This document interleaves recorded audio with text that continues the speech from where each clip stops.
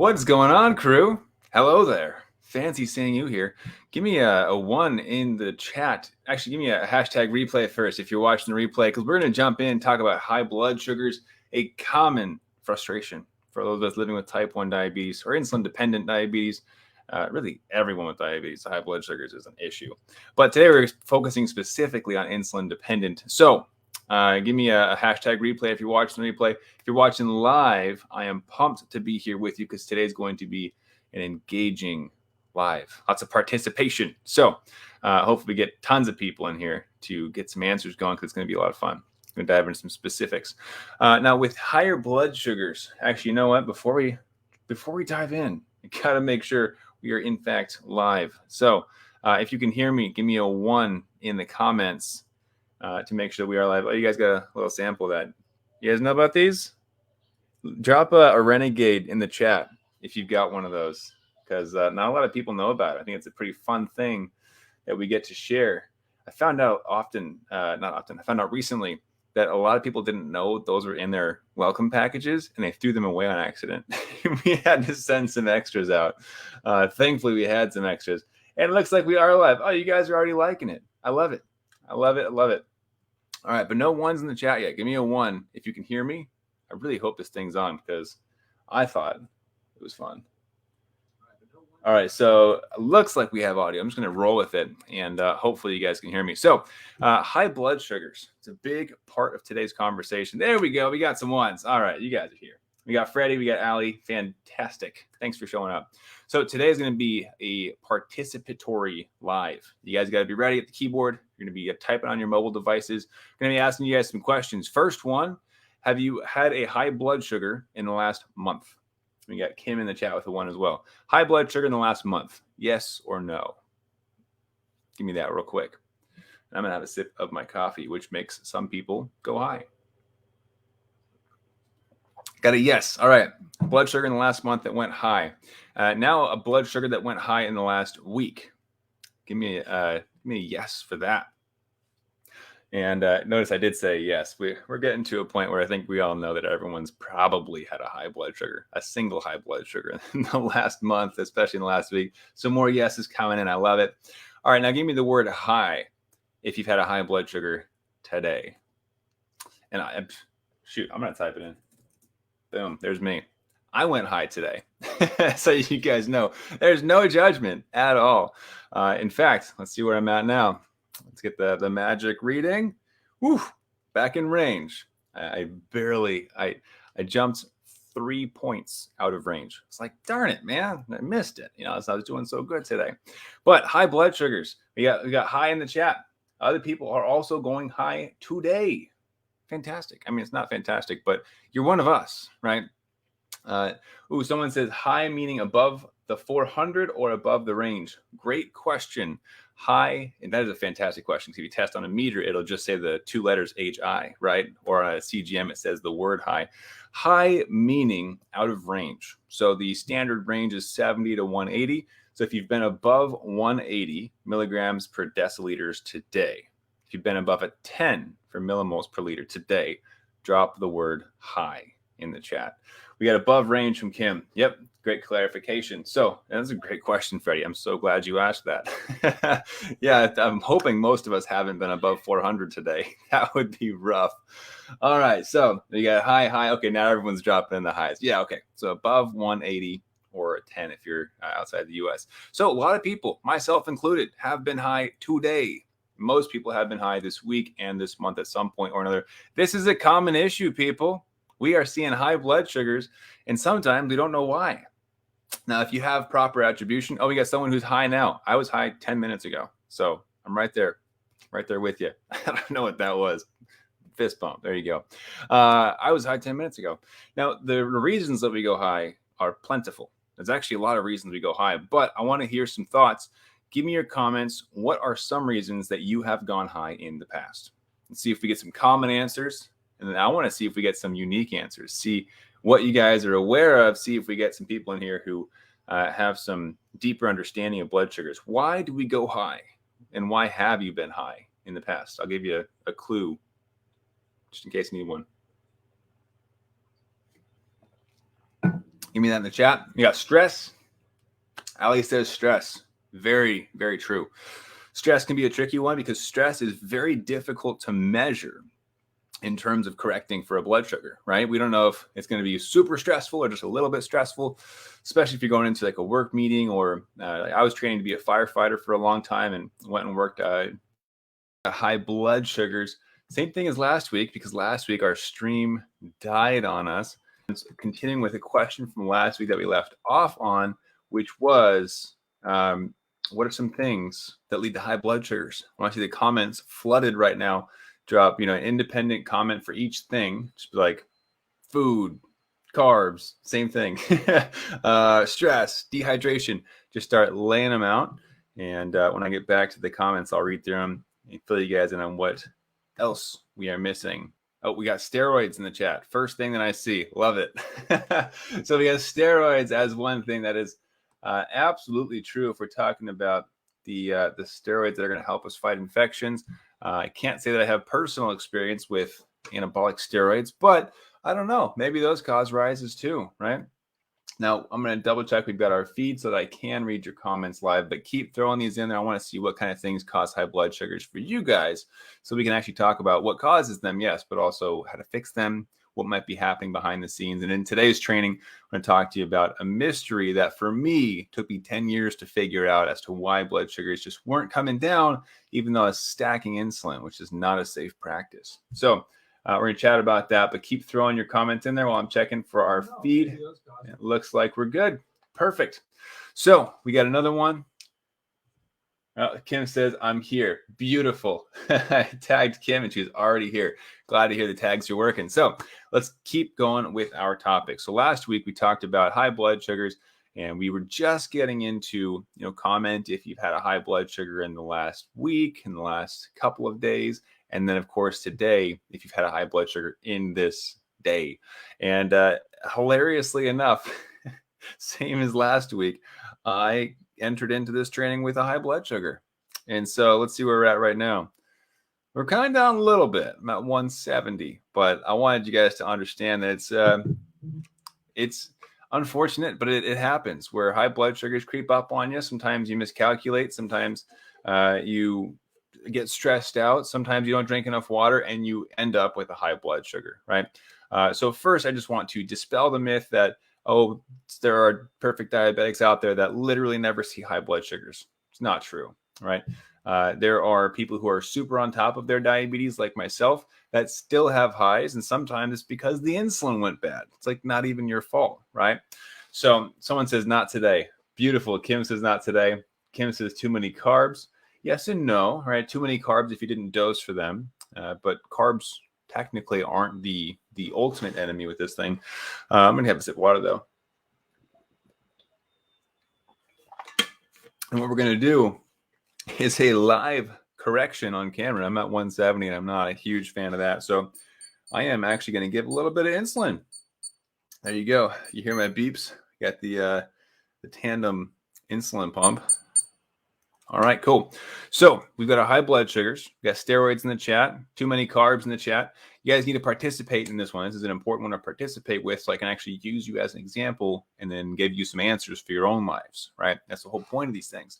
Now, with the higher blood sugars, I'm going to stick with one specific example that we covered in a coaching call last night with some of my high-level elite clients who are really taking their type 1 diabetes to the next level. We had a chat about insulin stacking. Fantastic conversation, but I want to know if you guys know what it is before we dive into it so I can understand what I should spend my time teaching on today. So who knows what insulin stacking is? Drop a comment with what you think it is. No judgment. We're just trying to think it out loud and share, right? We've got Emily Brown says, Jessica Neal Johnson, that's why they will only give you one cortisone shot every 3 months. Interesting. So what is insulin stacking? Who's got some ideas? Robbie says, we struggle with our 2-year-old and highs because we never know if and how much he's going to eat. That is a tough one. Scary when you dose and then he decides not to eat. That is, yes. I'm just going to say yes to that. Kim says carb to insulin ratio is off. Yes, that can be a tricky one. I think we've got a little bit of a delay here. So now I know why we weren't seeing comments initially. Jessica says when you keep taking insulin to bring down blood sugars, maybe. Keep taking insulin, then more insulin. From Karen Andrews. You guys got it. So insulin stacking is taking more insulin than you need because it's an emotional response to the higher blood sugars that we see. For example, I'm at 170. I already have some insulin on board. Now, if I treated that 170 as if I had zero insulin on board, then that would be giving more insulin than is recommended, right? Because of the insulin on board. It's also known as rage bolusing. Has anybody heard about that phrase before? Essentially giving insulin out of anger. And I know that I've been there in the past where you're looking at a blood sugar and you're like, oh my gosh, this is so stupid. Why am I high still? I've given so much insulin. Well, here's another massive dose of insulin. And then, of course, what happens? It comes crashing down, danger zone, and not a position you want to be in, right? So more comments. We got Jessica says blood sugar level equals BSL. I see. Yeah, it said BAL, so I was a little bit confused. No worries, Jessica. So with insulin stacking, why are there times where we can take multiple doses of insulin to bring down a high blood sugar and nothing happens at all? I want to know your thoughts on this. This is what we covered last night in our coaching call for one of my clients. Why can we give insulin and nothing happens at all? Let's just say you're stuck at 200, right? High blood sugar. You're stuck there. You've given insulin recently. You give more insulin. Nothing happens again. Why do we think that is possible? Give me your thoughts on that, and I'll let you know what we discovered on last night's coaching call while you're chatting it out. Pro tip, you guys are seeing it live action right now. Water, huge for helping bring down high blood sugars. It does not actively bring down your blood sugar. Like you can't just replace insulin with water, right? But if you've given insulin, water can help. So you certainly want to introduce it.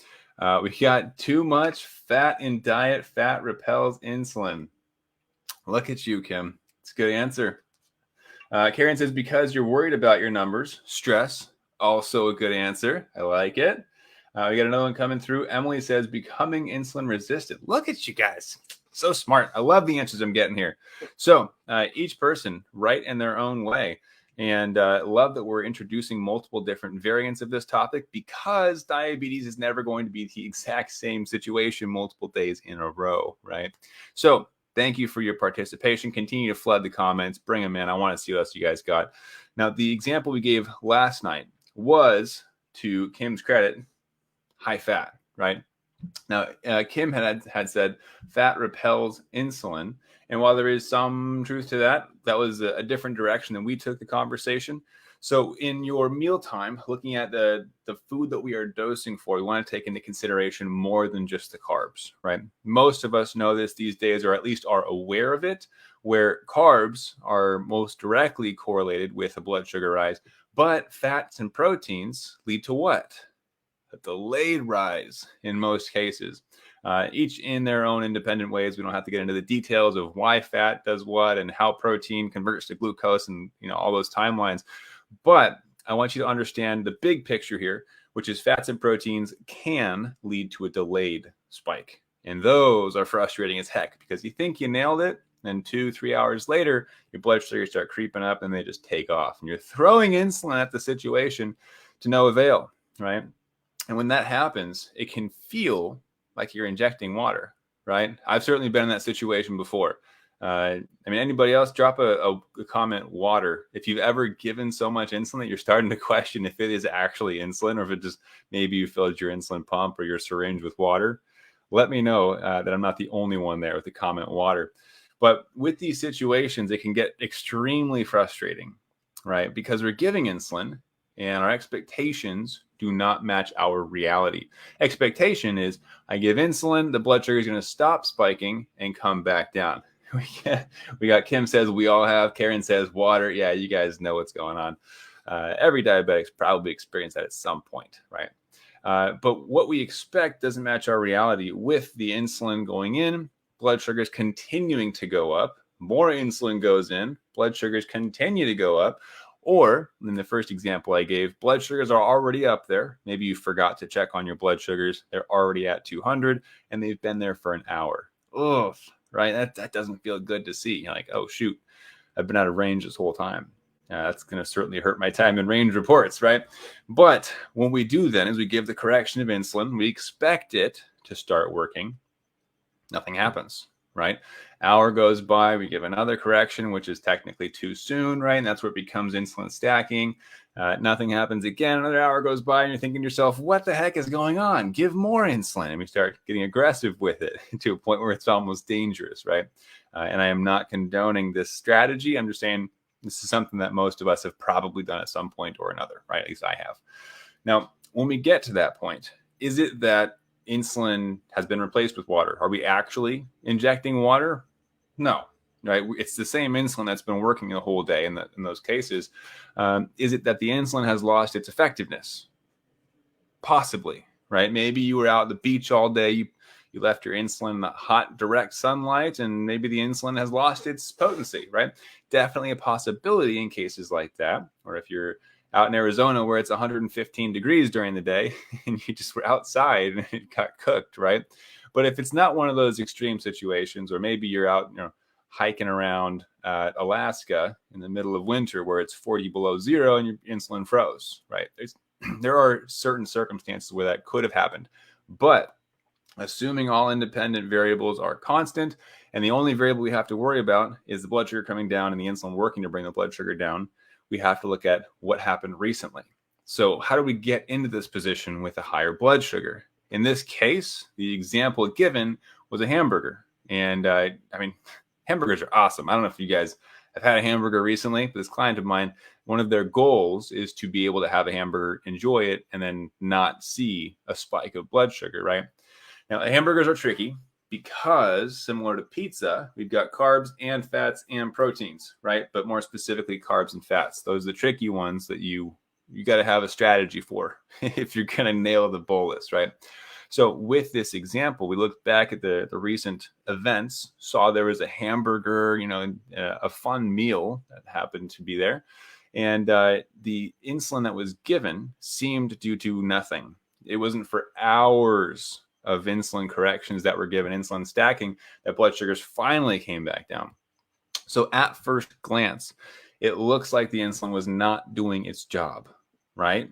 Where you're giving insulin and it just stays exactly the same. It's like it's not going up, it's not going down, it stays perfectly flat at 200. That's such a bummer, right? Because you're like, how much extra do I give? What's the new calculation here? How much insulin should I take and how much is too much? Because I don't want to roller coaster and go low, right? All these questions that we have to ask ourselves as diabetics. It gets exhausting, right? So looking into situations like these, what I want you to ask yourself is, assuming that the insulin is working properly, that means the blood sugars should come down, right? So we've got a dropping factor. So one thing that should lead into a lower blood sugar, yet it's not moving. So what must also be present if we have a dropping variable to balance it out? Like what's keeping us stable? So in this circumstance, we already got the answer, so I won't make you guys guess for it. But Kim had mentioned higher fat content, right? So in this circumstance, we have the insulin that should be dropping blood sugars, but they're staying stable. So we ask, well, what is the blood sugar rising factor that is balancing out the insulin? Like, why am I staying perfectly stable? Is it the timing of the insulin is just being delayed, right? Like maybe sometimes we just got to wait it out. Sometimes you give a correction, you wait 15 minutes and you're like, why isn't it fixed yet? Well, because insulin takes longer than 15 minutes to do its job, right? Like there are times we have to ask those questions as well. But understanding that there are other factors at play. If I were to give insulin for a meal and then get super stressed out, like someone else had mentioned in here. Oh, hey, what's up, Morgan? We got Morgan in the comments as well. So who was it? I'm going back. I know I saw somebody mention stress in here. I'm not able to find it, but stress causes blood sugars to rise in many, many cases, right? So if we had a really stressful situation and that led into a blood sugar rise, then the insulin taken for the meal is no longer enough. But if we don't know that stress causes blood sugars to rise, then we're going to assume that we didn't take enough insulin for the meal because that was the most recent event in our minds, right? So the first step to understanding how to take care of high blood sugars is understanding why higher blood sugars are encountered, right? Why do they happen in the first place? And if you can understand why they happened, you know when and how much insulin to balance them out with. So back to our example with the hamburger, one of the delicious foods available around the world. We have to understand the macronutrient content. So the carbs, fats, and proteins in those types of meals, or really any American type of foods, we have lots of carbs and lots of fats. And protein is just like the staple. Like you have to have protein, which is not necessarily true to that extent that it's pushed, but that's a different topic. What we want to take into consideration is the 200 blood sugar that was stuck for hours, even in the presence of additional insulin, was likely mitigating the spike from getting worse. Right? So we take insulin at 200 and blood sugars don't move. It doesn't necessarily mean that the insulin isn't working, but rather, if we look at the recent scenario of the hamburger, there's a potential that the rise could have been significantly worse and the insulin kept it from getting worse. So instead of looking at that situation and going, what the heck, my insulin's not working, I'm pissed, right? Instead being like, wow, could you imagine if I didn't take insulin, how much worse that could have gotten? 400, right? And I've given multiple corrections. There's a good chance it could have just skyrocketed beyond my control. I could have ended up in DKA. And realizing what could have happened enables us to see what we missed out on and how to readjust our strategies for the next time. Right? So let's see the comments. Morgan says, I love you, brother. Thank you so much for the call today. And I am beyond grateful and blessed to have you as a friend. Thank you for everything. Oh, thank you so much, Morgan. That means a lot. For everybody watching, Morgan and I had a chat today. It was an amazing call. Talk about strategies, and occasionally I do hop on calls with some of y'all. So you got it, Morgan. Glad to see you here. Morgan says hamburger without the bun. That is one strategy. We do still have to watch out for the proteins and fats, though. So the delayed rise is still going to be present. It just might not be as strong. But you got to be aware of these things. I love the thought. Kim says maybe half the bun. I love how we're justifying. Like, I do like bread, though. So maybe just half. No, I love it. But I will say that my strategies, and one of the reasons that people come to us to work with us, is not to restrict the diet or the lifestyle or the activities or the travel. It's rather how to understand why blood sugars are responding certain ways, like this one, right? Like, why did the blood sugars not come back down in the presence of additional insulin? Well, if we understand what's going on underneath the surface, we can make a plan for next time on how to have the hamburger plus both of the buns, plus the fries, plus the milkshake. At least that's what I would order. I used to go to In-N-Out and I would get 2 double doubles, a whole tray of fries, and a chocolate milkshake, large. And that was my to-go order. I think the biggest meal I had was 3 double doubles, which is 2 patties, 2 cheeses, fries, and then the milkshake, which is probably thousands of calories. I don't know. I was in college. But that's the goal here, right? It's not to pull back and go, okay, that didn't work, so I'm never going to do that again, right? No, that's not fun. It's that didn't work. How can I learn from this situation, right? So if I ended up giving all this extra insulin and nothing budged, how can I apply that information to the next time I have a hamburger, right? And how can I reassess and adjust these different pieces of the formula so that I can live more of a free life with control, right? And staying in control with the blood sugars. That's what we're after. That's how you get to that quality of life aspect where blood sugars cooperate, yes, but you're also able to have some flexibility with the lifestyle as well. So I hope that helps you guys to kind of see what we're aiming for. If that's not what you want and you're like, no, I want to hate the food that I eat and never travel or have fun, then this isn't the place for you. You should probably go into like the Bernstein groups or the vegan groups or like the hardcore people who are really specific on one thing and like don't live your life, because that's where you'll find that. And you know, for some people that does work and they're okay with that. That's fine. But we're different. Morgan says trial and error. Absolutely. Yep. Trial and error is huge. Take good notes and make sure that you understand what those notes mean. So if you go, I took a bunch of extra insulin, it's not going to be helpful. Oh, but I took 3.2 extra units of insulin at these specific times at this blood sugar, and this was the meal that I had beforehand. Now that is helpful. That's what we're looking for, right? Kim says, love, love, love your honesty and your invincibility. I'm going to take that, but also let you guys know that I'm not perfect. I'm going to say thank you. I appreciate your kind words, but I'm not perfect. And I guess that's where the honesty piece comes into play, right? Let's see if the blood sugars are helping. Now they're still stuck, 172. So it's a good thing I gave that correction. But using this as a live example, I've gone up 2 points since giving a correction, like 10, 15 minutes ago? Should I give another correction right now out of rage?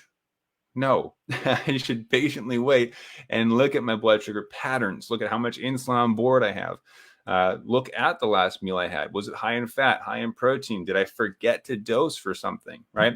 And taking in all of these different pieces of information is going to help me make a better decision to set myself up for success, right? And I actually do have a plan for this because I'm heading out for a walk after today's training before my final consultation call for today. Morgan says Omnipod 5 is amazing. I believe you. I believe it. Although every pump that has the algorithms, they market it as this beautiful fix to our blood sugars. It's not the case. You still have to understand how your blood sugars work. You still have to look at pre-bolusing and counting carbs and how does activity impact blood sugars, what changes our insulin sensitivity and insulin resistance. You have to know these things so that you can keep better control and work in line with these algorithms, right? So today I wanted to do two things. One, open your minds to the possibilities of what could have happened when the expectations that we had with our blood sugars aren't met with our realities, right? You get to 200, you're taking insulin, and then more insulin, and then more insulin, and nothing is changing. It's not necessarily that the insulin itself isn't working. It might just be that the insulin you took saved you from getting worse and worse and worse and worse, right? Saved you from the proteins and fats rise that would have happened. So not necessarily always the first assumption that we make. So always question everything with diabetes. There's a lot of curiosity to be had. It is a complex condition, right? There is no simple fix that just fixes everything overnight. It's going to require some research, some trial and error, some documentation, and oftentimes a mentor of some kind, either a doctor or someone else who has type 1 and knows what they're talking about, experts that you can work alongside to dial in your specific blood sugars and your specific needs. And that's the key point. Don't follow anything that's like a generic plan because you are independent. You are different. You are unique with your diabetes. You can apply generic research projects to your independent trial and error, but don't think that there's going to be this cookie cutter fix that just fixes everything with diabetes. It doesn't exist. And I don't want you guys thinking there's like this cure-all just waiting for you and you just haven't found the right diet yet. It's not how it works. You're going to have to learn a few things in order to control it, right? Who else we got? All right, cool. Looks like comments are, you guys are chatting with each other. Love it. So that was the first thing I want you to understand. Keep your eyes open. It's not always the first thing you see, not always the first thing you assume. You might just have saved yourself from a worse spike, and that is a huge part of diabetes management, seeing the bigger picture. Now, the second part of this, I opened your eyes to one specific variable within high blood sugars and how to avoid that, right? You look at the situation, what could have happened, expectations versus reality, and then looking backwards at the recent events to see if you can kind of work your way into a reverse engineering type of situation. Fix it retroactively so that next time you try again, trial and error, you can fix it, right? But there are a lot of frameworks like this that I teach inside of our programs. And so much so, we've been getting a lot of questions about the higher blood sugars. So much so that I wanted to write out a full article on this, full piece. And what we ended up doing is turning it into the newsletter. So for anybody who doesn't know, we have a monthly newsletter that goes out. It's called the Renegade Warriors newsletter. It's called that because renegades do things differently. If you haven't figured that out yet, that's what we're all about, right? Different methods for diabetes. Yes, you can eat what you want. I personally believe everything in moderation, but heck, have a cheat day every once in a while, but understand how your blood sugars work, right? You gotta be smart about it. But that's the renegade way, doing things differently, living our best lives and thriving with diabetes. So this month's newsletter, technically, it already shipped out. The shipping times were impacted by the hurricane, but everybody's okay, thankfully. Got the newsletters out the door, and they're on their way to all of our subscribers. But if you missed that, or if you didn't know we have a newsletter, October's topic is on high blood sugars specifically, more of this kind of stuff, the frameworks. We talk about accelerators a bit, how to bring down higher blood sugars fast without a risk of a low blood sugar. Those topics and more are in October's issue. And because it went out a little bit late, I did order 10 extra copies just in case you guys wanted to jump on that list and grab that issue before it gets deleted. Because every month, once they get shipped, it's gone forever. And this training was supposed to be last week. So as a thank you for your patience, I ordered the 10 extra copies. I sent an email out last night that said, hey, you can grab this. There's 10 copies. I don't know how many, but I know for a fact that there were a few people that already grabbed those. So there's probably still a few copies left. If the page is live, then there are still copies. But what I want you to see is that there are ways to bring higher blood sugars down. There's ways to avoid them entirely. And there's ways to learn the ins and outs of your diabetes, but you have to learn how to think differently, see the bigger picture, right? So if the newsletter sounds like something that would be helpful for you, just go ahead and type the word newsletter. We'll keep it easy. And that I'll reach out to you. I'll get you that special link. As long as we do have issues left. This is a popular topic. A lot of people requested it. So it's going to have to be first come, first serve. And then, of course, each month we do different topics. We already got a newsletter. Okay, so one down. But each month we hit different topics. Last month was diabetes math. This month is high blood sugars. Next month, we've got some fun stuff planned for you guys as well. So that's the two big things today. One, think bigger, see the whole picture with your high blood sugars. It's not always what you think it is. We talked about stress. We talked about steroids. We talked about the carbs, the fats, a lot of different components here. Insulin stacking is dangerous. Do not do so recklessly, right? Everything should be calculated because diabetes is one giant math equation. We got another newsletter. All right, we got 2 taken already. You guys are awesome. So hopefully there's enough newsletters for everybody that wants to grab one. The rest of you, I know most of you are already subscribers to that, so I won't worry about you guys. It's already on its way to your doorstep. And outside of that, if you guys have thoughts on high blood sugars, toss them in the comments.